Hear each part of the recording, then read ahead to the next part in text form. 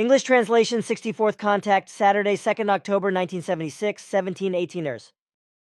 You really embarrassed me because today we have our group meeting and our meeting room is so crowded that people probably have to sit on the floor. I have oriented myself about this, but our meeting today is much more important. You have been very impaired in your morale for days as a result of various events. However, you also know everything. Sure, I have to supervise such things.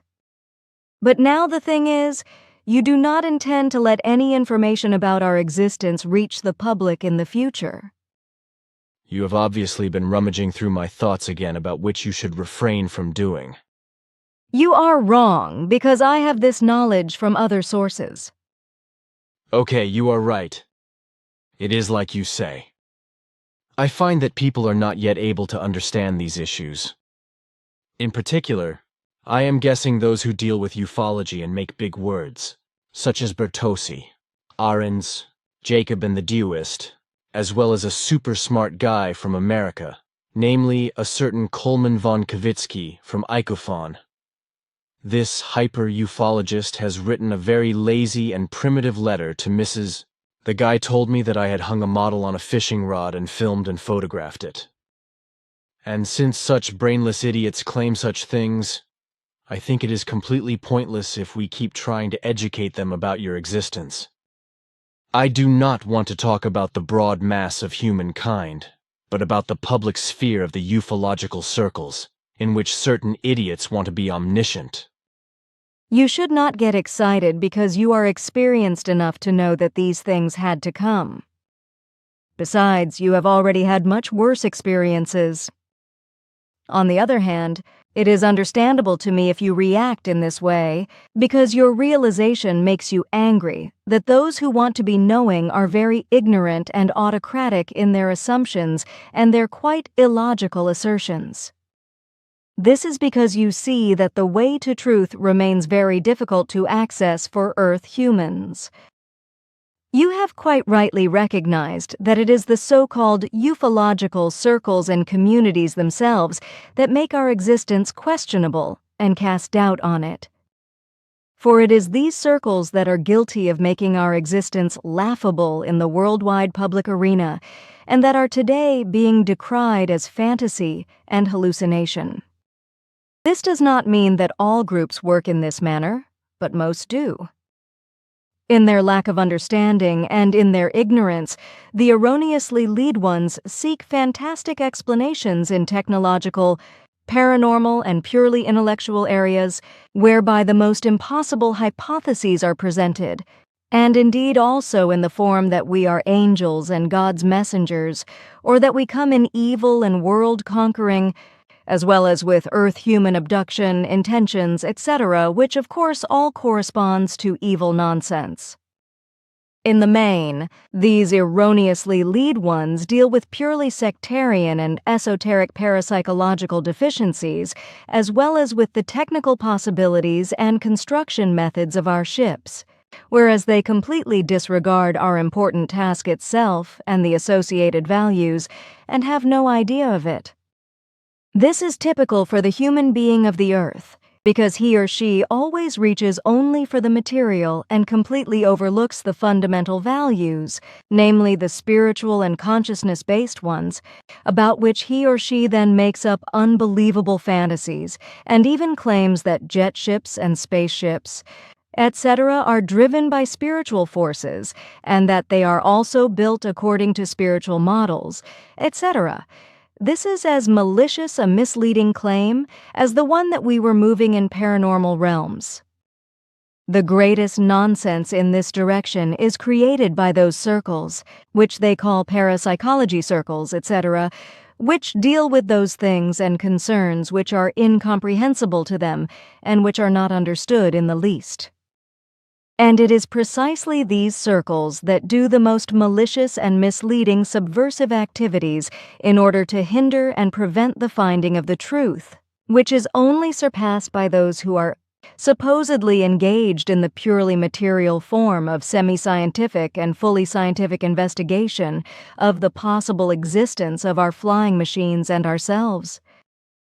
But their actions are only a delusion, because in reality they are possessed by illogicalness and are still trapped in very material, earthly, and misleading forms of thinking, whereby they are unable to gain any knowledge and accuse anything and everything incomprehensible to them as lies and deception, whereby they feel very great and feel a megalomaniac satisfaction in themselves. This sort also includes von Kavitsky you mentioned, whose stupidity and primitiveness you should not get excited about, and who has no spiritual stable value of any kind, nor any knowledge of us, nor do those who still move in hierarchical or religiously and sectarian recognizing realms, and claim that we simply do not know about these things. An assertion that only testifies to the small-mindedness of these people who have not yet recognized themselves and do not possess any real concepts of reality and truth. You are not saying anything to me that I have not known myself for a long time. For my part, however, I thought that the time was now really ripe to be able to bring the truth to certain circles, which is why we also endeavored to publish articles in public publications, etc., which was not good, because that brought into play those super-ufologists who arrogantly and from their own blessedness call themselves scientific researchers, but who in reality are more ignorant and primitive than complete idiots. That is why I do not understand why you have always so insisted that we try to get lectures and articles, etc. That is very simple. This was our form of testing reality. For several years, the Earth was only observed and recorded by us with regard to these concerns, whereby, unfortunately, in the main, special attention was paid only to certain ufological groups, as you call them. Unfortunately, only the writings of these groups and organizations played a decisive role in this task, because they were generally used for evaluation. This looked quite good and brought good values.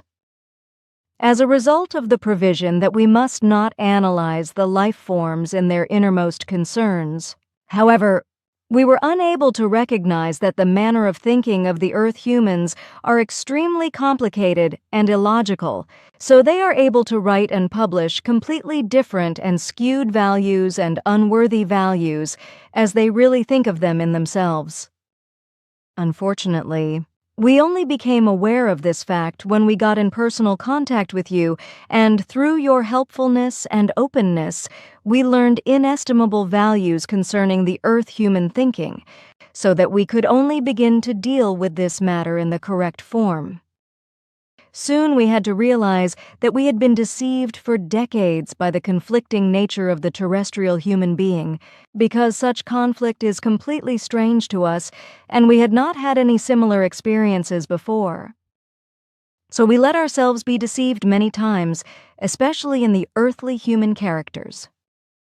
Consider in this regard only once the concerns about the Vites, about Jacob, and finally, in spite of everything, also still about Margaret Rufer, who today in every direction very maliciously in her innermost is against us and accuses us, and especially me in her intellect, her stubbornness, and a rising malicious primitivity.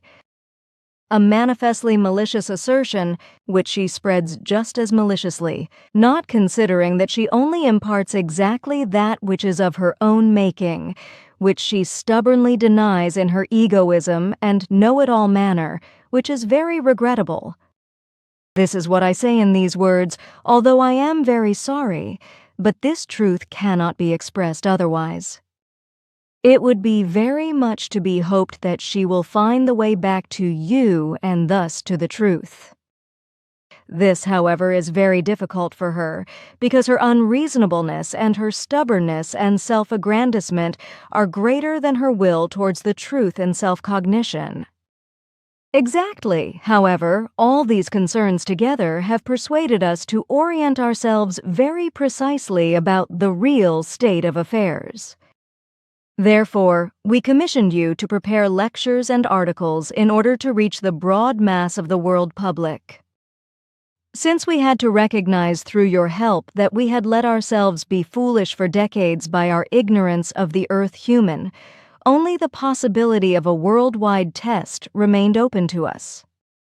So we had to try to orient ourselves on a path which had to successfully reveal to us the real opinion and attitude of the Earth humans.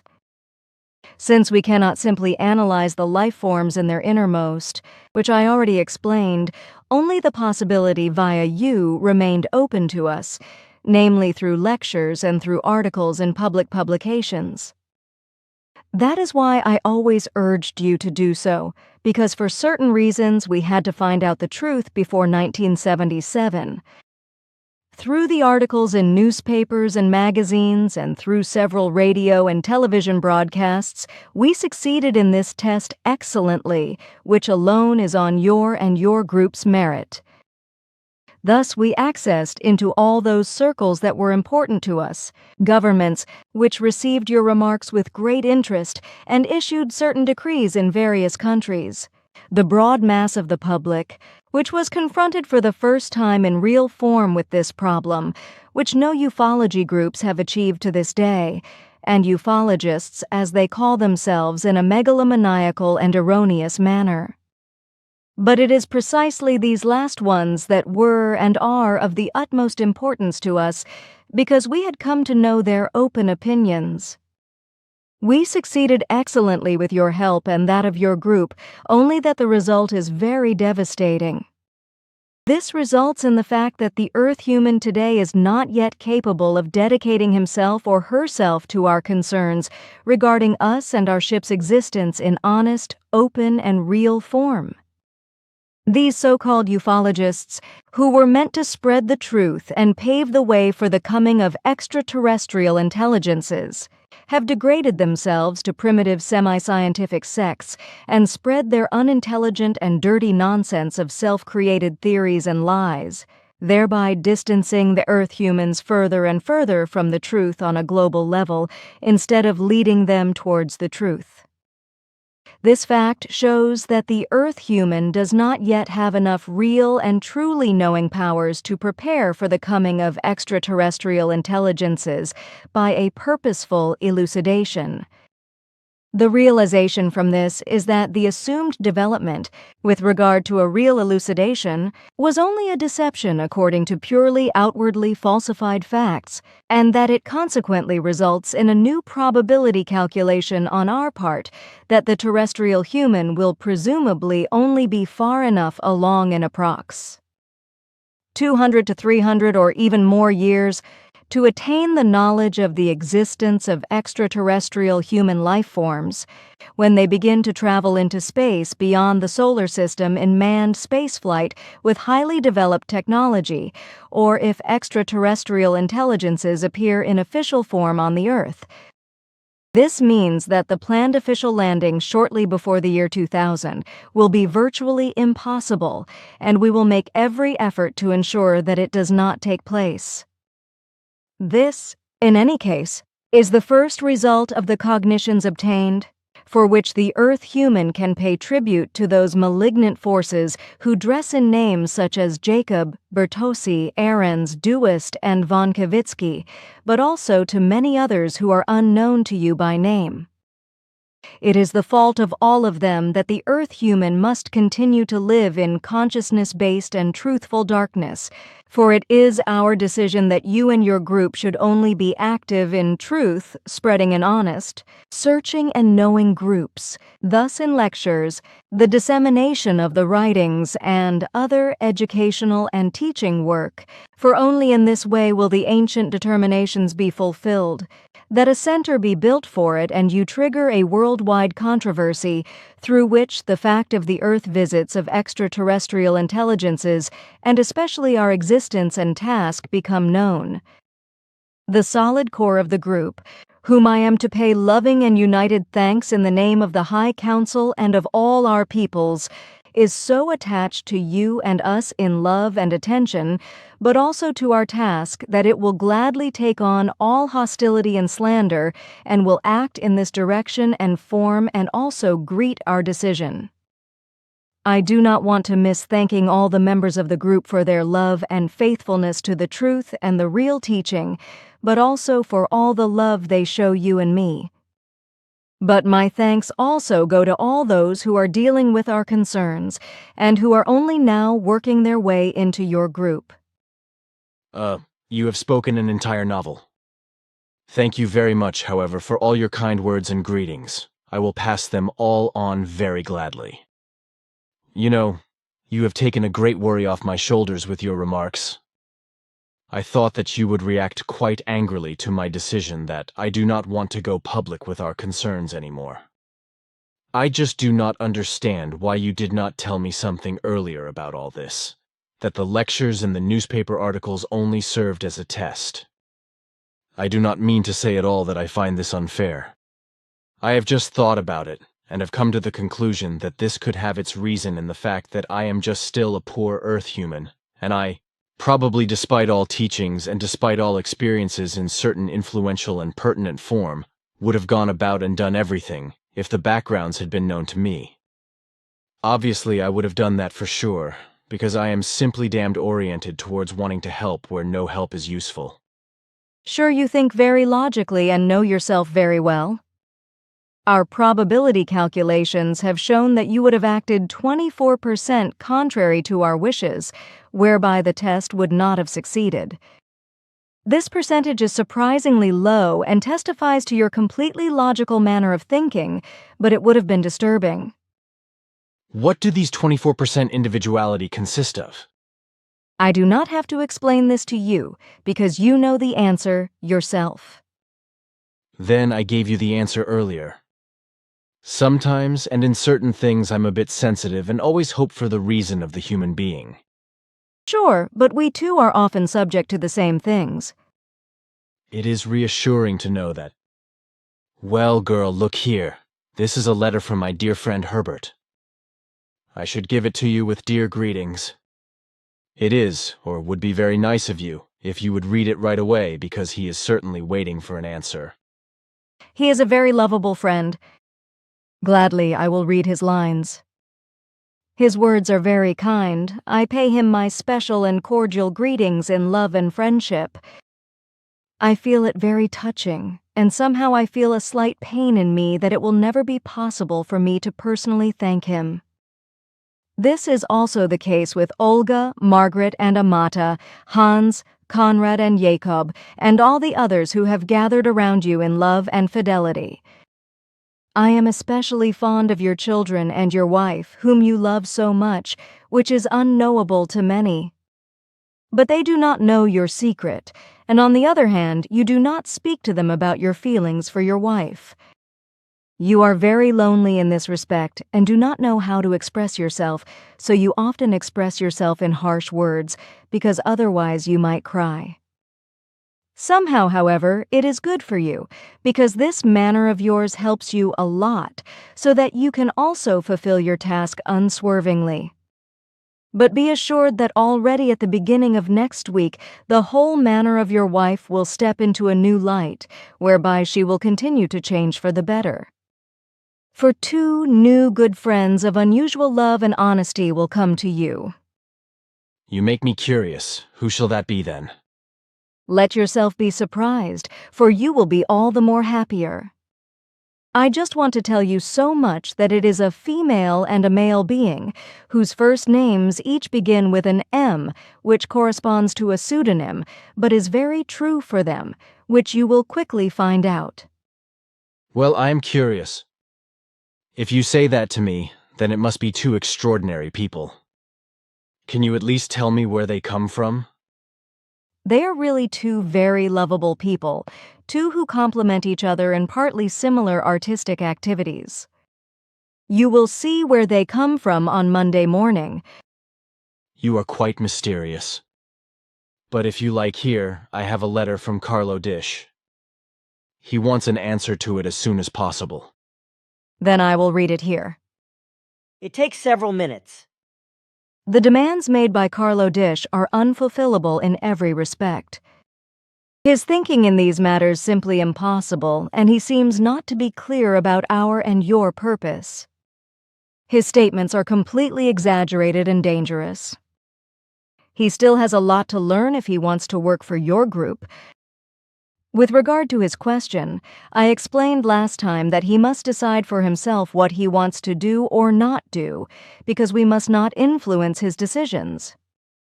Regarding his statement that he had had contact with an Elhoa at the beginning of the 60s, I was only able to find out that at that time there were actually 2 Cassiopean ships with several crew members on the Earth for about 4 months, which had also made impulse telepathic contact with 2 Earth humans. However, all recordings were not transmitted on the home planet, but recorded in the storage devices of the ships for reasons inexplicable to us. Unfortunately, however, our research has now revealed that one of the ships was destroyed during the return flight to the home star in 1962 with the entire crew, whereby all records were also destroyed. The reasons of the destruction are shrouded in darkness and could not be clarified because it took place in hyperspace, which was determined at that time by coordinate impulses. The second ship started from the Earth about 7 years ago because the crew was expeditionarily busy until then. They had, however, no knowledge about the records of the destroyed ship, so also they could convey nothing of reference to this to the homeworld. Unfortunately, this ship did not reach home either, because some influences threw the ship into a foreign dimension when it wanted to break hyperspace. This resulted in the fact that all control devices of the home base, which were coupling remotely with the devices of the ship, suddenly did not pick up any impulses anymore when the breakthrough should have taken place, which indicates with compelling clarity that the ship was thrown into a foreign dimension. What is known about the 2 ships is that the destroyed aircraft was commanded by a male leader named Elhoa, while the missing ship was under the command of a certain Anhar. Furthermore, I will try to clarify whether there is anything to be learned about it through any circumstances, which points to a contact with Carlo Dish, but to whom you can now give my answer that his exaggerated wishes and demands are simply completely impossible, and that he himself has to judge what he should do and not do. Thank you, I will do that. But now another question. Recently, Manara came and visited me quite unexpectedly when I was strolling around in the woods outside. She lent me her radiation gun, with which I shaved away some small trees in a matter of seconds by heat rays. I mean Manara, brought another friend with her, but has not yet transmitted our conversation to me. Will she still do that? I know that because Manara and her friend Rala the Collector offered to leave tracks of their ships for photographic purposes, which I will do today. In the future, Manara and the others will later transmit your conversations to you, but for your first meeting this will not be the case, for it is of no importance. Okay, right. But now say, when I was looking for a way to drive to Manara's and Rala's ship tracks by car, I discovered a 3-part track in a remote clearing in the deep reed grass, as I know it from your ship. Have you been there, or perhaps Playa? No, none of us were there. Manara and Rala had also seen the trail and analyzed it, but they could not produce any results. There must have been a flying apparatus there that was completely foreign to us. We try very hard to clarify the situation. So far, we only know that some intelligences are floating around in your area in apparently negative values and trying to inflict mischief, which is certainly felt by Amada, who has been with you for some time, because she reacts very sensitively to such things. However, in order to be able to give more details, we must first continue to strive for things. For you, at any rate, it is recommended that you never come to our contacts without your weapon, and that you carry it on you even if you otherwise roam the terrain. Something is not as it should be, which is also the result of our probability calculations. Do not worry, I always carry my artillery around with me, at least when I come to contacts. After all, I have a gun license. But in the future, I will strap them on as well. Regarding Amada, however, she actually asked me to ask you about any negative influences that molested her. I am worried about it and will try to clarify it. But you yourself should be extremely careful and really protect yourself very well, because unfortunately we do not currently have the opportunity to devote ourselves very intensively to only these things. Only next week will we be able to spend the necessary time in larger groups to thoroughly examine the near and far surroundings of your place of residence. Unfortunately, my sister is also traveling with my ship at the moment, which is why I came here with Manara's ship, which also does not have the same technological possibilities as my flying apparatus. But now it is time. I have to go back because Manara needs her ship. Goodbye, and do not forget to pass on my greetings to everyone. Okay, then goodbye, and likewise my dear greetings.